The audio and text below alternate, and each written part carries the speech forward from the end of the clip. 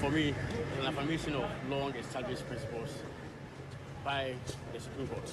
The Supreme Court has in earlier cases decided that the proper time for reckoning whether a person is qualified to contest for Parliament is the opening of nominations, the period between the opening and close of nominations. If within that time you're not qualified, you cannot be qualified at all later on. So for me, this is a sound application of a principle of law that's long been established by the Supreme Court in Yeboah against J.H. Mensah way back in 1997 to 98, and then the recent Senator Rallies, where Atukuba established clearly that it is the opening of nominations that should be the determining factor as to whether a person is qualified to stand for election. And I think that there ought to be even application of the law. There ought to be an equal application of the law. The same fate befell Damme Sakande. He was not qualified at the time that nominations were opened, and we don't know what happened to him. He was subsequently declared ineligible, and for that matter, his seat was taken away. So there ought to be even application of the law. If it happened to Damme Sakande of the MPP, yes, it also has to happen to a gentleman of the NDC who has also fallen foul of the same law. The right of representation is steeped in law. You can't have an illegible person running around as a member of parliament for a constituency when he is not.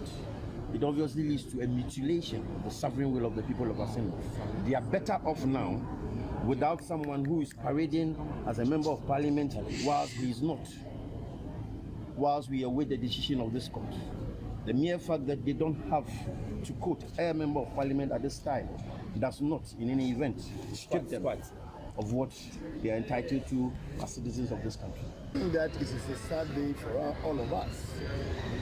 That if what it means is that a Senate is also not going to have representation in Parliament for as long as this case lasts. That is a sad situation. Because there are presidents in this country.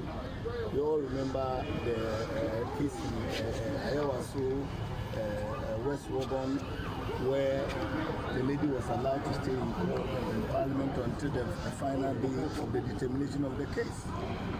So I thought that the Supreme Court will consider that situation and allow a representation. You see, this is a representation matter. If people have voted for a person, this is a representation matter. They deserve representation in Parliament. And so we thought that when the case is on, we could still have the representation in Parliament. But that is what the Supreme Court has said.